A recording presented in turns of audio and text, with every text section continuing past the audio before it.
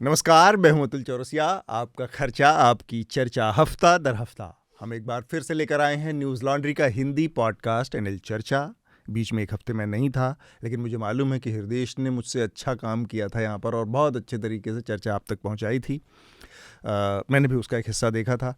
तो हम 5 राज्यों के विधानसभा चुनाव की कवरेज में थे। उसमें हमारे तमाम रिपोर्टर भी 5 राज्यों में हैं। तनिष्का मिजोरम से रिपोर्टिंग कर रही थी, बसंत छत्तीसगढ़ से रिपोर्टिंग कर रहे थे, प्रतीक मध्य प्रदेश से कर रहे थे, शिव नारायण राजस्थान से कर रहे थे। इसके अलावा हमारी द न्यूज़ मिनट की टीम ने काफ़ी सारी स्टोरीज़ रिपोर्ट्स तेलंगाना से भेजी है। हम लोगों ने भी 3-4 राज्यों का दौरा किया। मनीषा भी तेलंगाना हैदराबाद में है, वहाँ से उनका एक टाउन हॉल होना है यूथ के साथ। तो ये पूरी की पूरी जो कवरेज थी हमारी न्यूज़ लॉन्ड्री और द न्यूज़ मिनट के साझा इलेक्शन फ़ंड के ज़रिए हम आप तक पहुंचा पा रहे थे। और आपको पता है कि ये पूरा का पूरा जो सेटअप है न्यूज़ लॉन्ड्री का विज्ञापन से मुक्त है। मतलब इसमें किसी तरह का कोई एडवर्टीज़मेंट ना तो किसी कॉरपोरेट का हम लेते हैं, ना किसी सरकारी संस्था का लेते हैं। सिर्फ़ और सिर्फ अपने सब्सक्राइबर्स और साथ में जो हमारे एनएल सेना या फिर इलेक्शन फ़ंड को जो लोग सपोर्ट करते हैं उनकी मदद से ये रिपोर्ट्स आप तक पहुंचा पाते हम। तो हमारा ये अभी इलेक्शन फ़ंड जारी है, इसको पूरा करने में हमारी मदद करें। मेरे साथ आज बातचीत करने के लिए स्टूडियो में 3-4 मेहमान हैं और साथ में स्मिता ऑनलाइन जुड़ रही हैं। स्मिता को आप लगातार चर्चा में सुनते हैं। स्मिता, स्वागत है ऑनलाइन आपका। थैंक यू आप सभी का। हेलो। और स्टूडियो में मैं खासकर परिचय करवाना चाह रहा हूँ जो लोग स्टूडियो में मौजूद हैं। एक तो मेरे साथी हैं अवधेश को तो आप लोग जानते ही हैं। 3 लोग और मेरे साथ हैं ख़ास मेहमान। तीनों के तीनों लोग एक संस्था से हैं, द रिपोर्टर्स कलेक्टिव के सदस्य हैं। मेरे साथ नितिन सेठी हैं, तपस्या हैं और श्री गिरीश जालिहाल हैं। ये तीनों लोग यहाँ पर एक ख़ास स्टोरी के पर बात करने के लिए हमारे साथ मौजूद हैं। बाबा रामदेव, अब उनको आप बाबा कहें, बिजनेसमैन कहें, जो भी कह लें, उनके ऊपर एक सीरीज़ 2 पार्ट की है रिपोर्टर्स कलेक्टिव ने और बहुत ही शानदार स्टोरी है। और उसी स्टोरी पर विशेष बातचीत करने के लिए ये तीनों लोग हमारे साथ हैं। बहुत बहुत स्वागत है नितिन, तपस्या और mister Shri Girish Jalihal. Thank you. तो मैंने इसलिए ये इस तरह से पढ़ा क्योंकि जो नाम है गिरीश का, अभी खुद ही कहना था कि अक्सर लोग श्री गिरीश से श्री गणेश के रास्ते पर चले जाते हैं और जालिहाल को जय हिंद कर देते हैं। मुझे भी थोड़ा सा, मैं बहुत कॉन्शियस एफर्ट के साथ मैंने कहा कि ऐसा ना हो कि मैं भी वो सुनते सुनते फिर उसी लाइन पर निकल पड़ूं। ये जो ताज़ा मामला है, जो स्टोरी रिपोर्टर्स कलेक्टिव की आई है, मैं थोड़ा सा ये समझना चाह रहा हूँ कि अगर ये दोनों लोग हमारे जितने भी जो श्रोता हैं, दर्शक हैं, उनको बता पाएँ कि ये कितनी बड़ी स्टोरी है, कितनी व्यापक है और इसके नतीजे किस रूप में सामने आ सकते हैं। कि बाबा रामदेव अरावली के इलाके में, जो हरियाणा के क्षेत्र में पड़ता है, उसमें अवैध तरीके से शेल कंपनियों की, बनावटी कंपनियों के, या जो नकली कंपनियां हैं जिनका एक्चुअल में कोई बिजनेस नहीं होता, केवल मुखौटा कंपनियां होती हैं, सामने फ्रंट होती हैं, उनके ज़रिए बहुत सारी ज़मीनों को पूलिंग कर रहे हैं, फिर उसको बेच रहे हैं बेनिफिट, बड़े मुनाफे पर।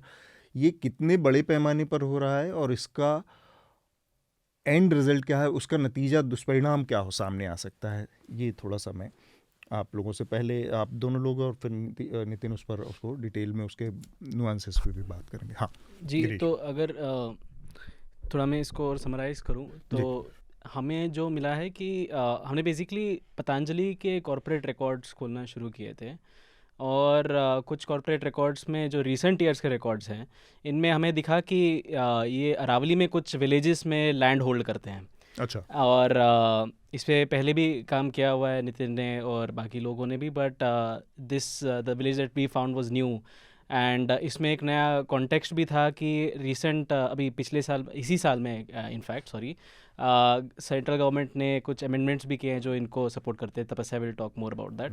तो then we got very interested कि ये सब क्या हो रहा है एंड वी स्टार्टेड डिगिंग। और हमने पाया कि जैसे कि आपने कहा ये शेल कंपनीज थी, राइट।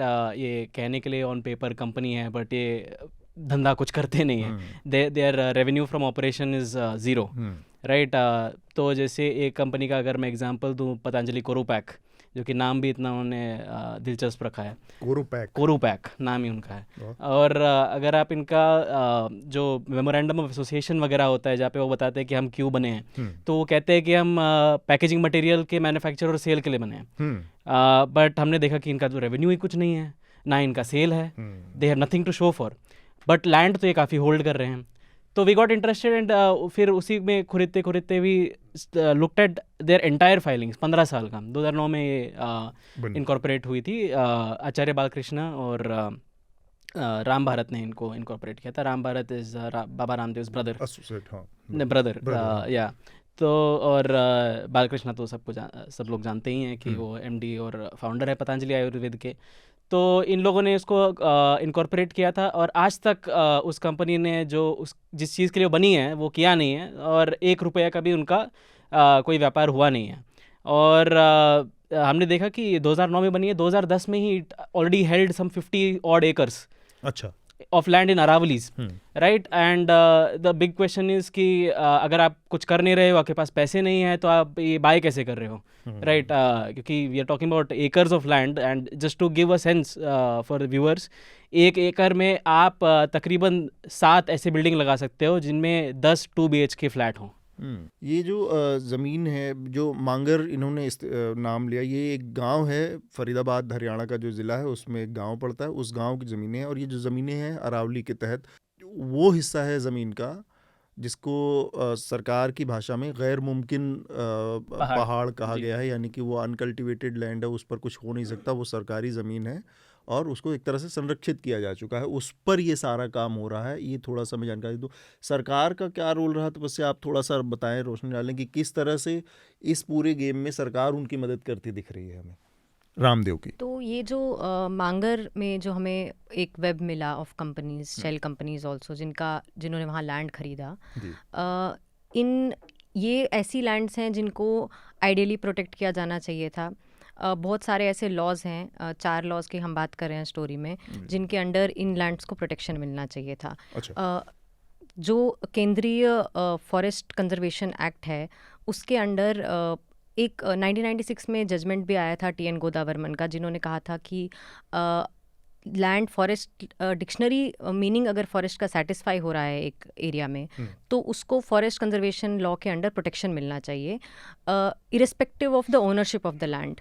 कि वो कैसे पेपर में कैसे लैंड रिकॉर्ड हुआ है वो मैटर नहीं करता है, अगर वो डिक्शनरी मीनिंग सेटिस्फाई करती है तो उसे प्रोटेक्शन मिलना चाहिए।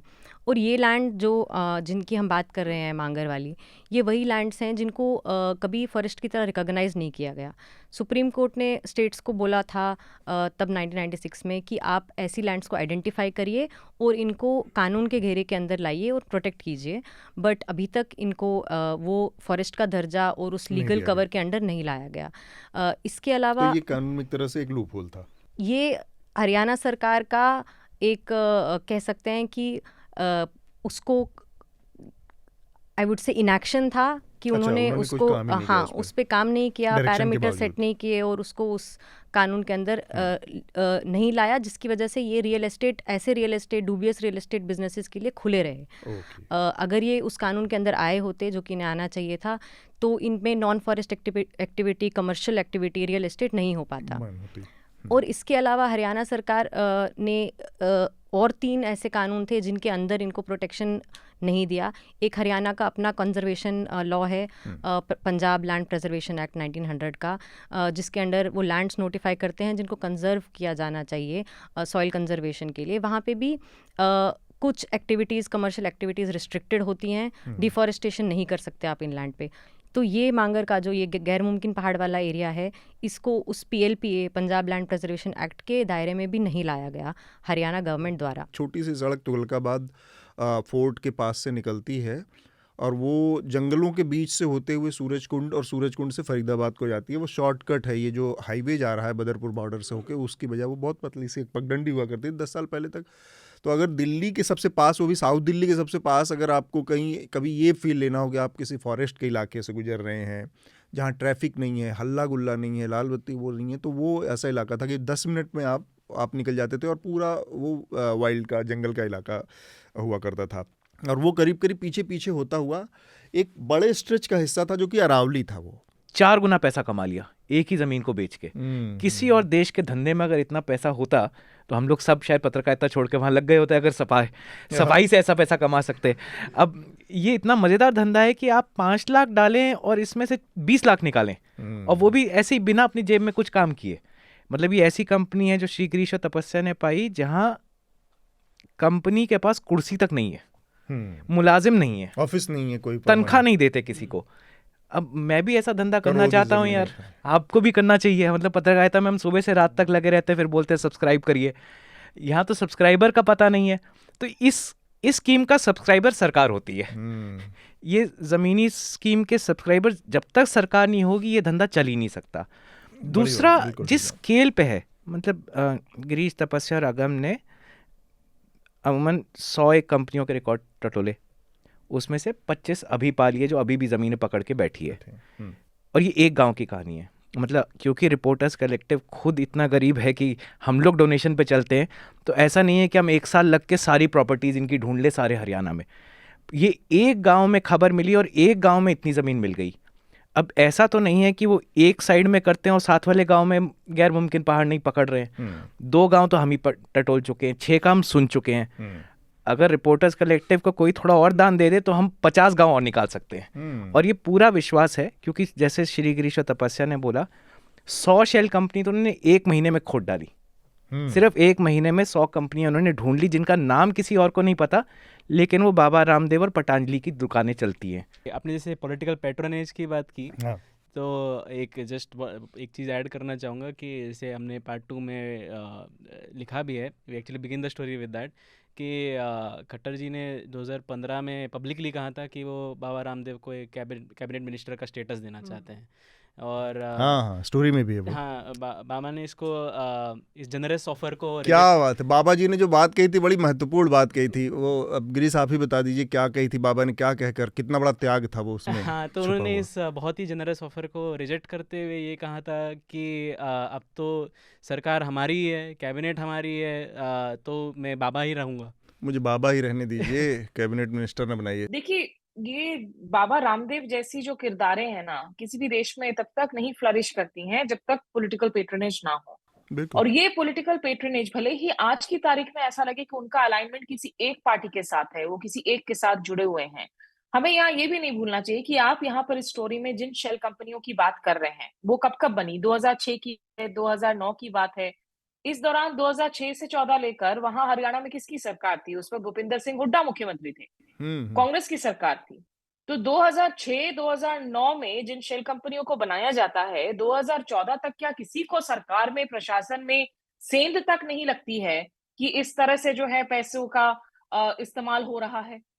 और रामदेव 2014 के पहले भ्रष्टाचार के मसले पर जो है अपनी राजनीति चमकाते हैं, वो भी क्रूसेडर के तौर पर बनने की कोशिश करते हैं, ठीक आपके उस जनाब की तरह जो इन दिनों गायब है, अन्ना हजारे की तरह।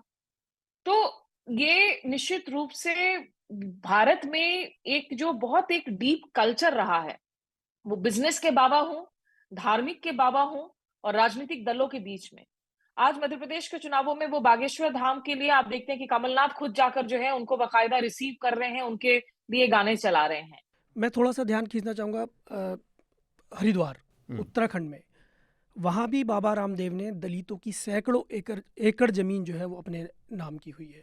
अपने नाम की, मतलब तो वहाँ पे नियम है कि दलितों की ज़मीन ऐसे खरीद नहीं खरीद सकते, और उसका खरीदने का भी प्रोसेस है, आपको डीएम और एसडीएम से पूरा परमिशन लेना होता है, लैंड यूज चेंज करवाना होता है, वो सब करवाने होता है, वाला उसका पूरा प्रोसेस है। तो पिछली बार हमने एक रिपोर्ट की थी, मतलब किस तरह उन्होंने वहाँ के दलितों को अपने यहाँ कंपनी में नौकरी देने के नाम पे उनको रखा, फिर उसके बाद उन्हीं के थ्रू जो बाकी दलित थे उनके बीच में बार्गेनिंग का काम कराया और उनसे ज़मीनें ले ली, और उसमें अपना जो पूरा उनका प्रोजेक्ट है, जो कंपनी है, उसको पूरी तरह फैलाया। और इस तरह से मुझे लगता है जो आसपास के गांव हैं, करीब 80% से ज़्यादा जो दलित हैं वो भूमिहीन हो गए वहाँ पर, क्योंकि उनकी सारी ज़मीन वो सब बाबा रामदेव ने अपने कब्जे में कर ली है।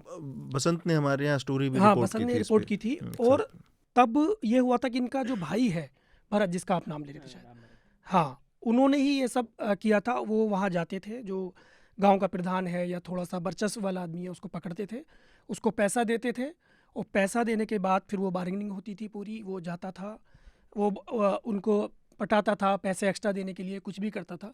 और आज वो लोग जो है जिनके पास ज़मीन नहीं है वो मजबूर है, ज़मीन तो दी उन्होंने, वो उसी की कंपनी में काम करने के लिए मजबूर है। उन्होंने 100 कंपनी या 90 कंपनीज को सवाल भेजे, सबको एक एक करके कतार से उनके ईमेल एड्रेस निकाल के भेजे। और टेक्निकली कहने को ये सब अलग अलग कंपनी हैं, जिसमें हो सकता है जैसे मेरी भी 6 कंपनी अलग हो सकती है। हो सकता है मैं न्यूज़ लॉन्ड्री का मुलाजिम हूँ, बट मेरी भी अपनी 6 कंपनी अलग चलती है। मैं एक साइड साबुन बनाता हूँ, एक साइड चप्पल बनाता हूँ, ऐसा मुमकिन है। तो हमने इनको ट्रीट किया कि जब तक जवाब नहीं आता इनको हम सेपरेट कंपनीज मानेंगे। इत्तेफाक से हैं कि ठीक है बाबा रामदेव के भाई की हैं, बट वो भी कुछ करते होंगे साइड पे। हाँ। तो सवाल हमने अलग अलग भेजे सबको। जैसे ही इन्होंने सवाल तो अलग अलग भेजे, जो जवाब आए सारे पटांजलि ग्रुप के Copy Corp paste। Com head को कॉपी करके आए। एक ही आदमी को सबने कॉपी कर हाँ, दिया। सबने तो जोड़ head- दिया सबने कनेक्शन की हाँ, हम एक ही और हैं। सबने एक ही जवाब दिया। हाँ। और मार्क किया बाबा रामदेव के मीडिया मैनेजर हैं उनको, और पटांजलि जो मेन कंपनी है उसके चीफ मीडिया हाँ। ऑपरेटर को। तो हमने कहा यार हमें भी नहीं बोलना पड़ा कि आप लोग मिले हुए हैं, ये तो आपने खुद ही भेज दिया कॉपी करके हमको। तो इन्होंने वो उसका जो सब्जेक्ट लाइन थी उसमें ये नहीं लिखा सबका मालिक एक। जो सवाल पूछा भी नहीं था उसका भी उन्होंने जवाब आ जवाब। मुफ्त में बस इतना ही। अगर आप पूरी चर्चा सुनना चाहते हैं तो न्यूज़ लॉन्ड्री को सब्सक्राइब कीजिए। और सबसे बेहतर तरीका ये है कि आप हमारे ऐप पर इस पॉडकास्ट को सुने, और तमाम हमारे जो पॉडकास्ट हैं उसको हमारे ऐप पर सुने। यह गूगल प्ले स्टोर और एप्पल स्टोर पर सब जगह उपलब्ध है। न्यूज़ लॉन्ड्री किसी भी तरह का विज्ञापन नहीं लेता, ना किसी राजनीतिक दल का, ना किसी सरकार का, ना किसी कॉरपोरेशन का। हम सिर्फ और सिर्फ कोशिश करते हैं कि पब्लिक इंटरेस्ट का जर्नलिज्म करें, पब्लिक जनहित की पत्रकारिता करें, और इसके लिए लोग इसमें इन्वेस्ट करें, लोग पत्रकारिता में निवेश करें। उसका तरीका है सब्सक्रिप्शन। तो सब्सक्रिप्शन के हमारे टैग पर जाइए, वहाँ पर अपनी मनचाही रकम पे कीजिए और न्यूज़ लॉन्ड्री का सब्सक्रिप्शन लीजिए, और गर्व से कहिए मेरे खर्च पर आज़ाद हैं खबरें।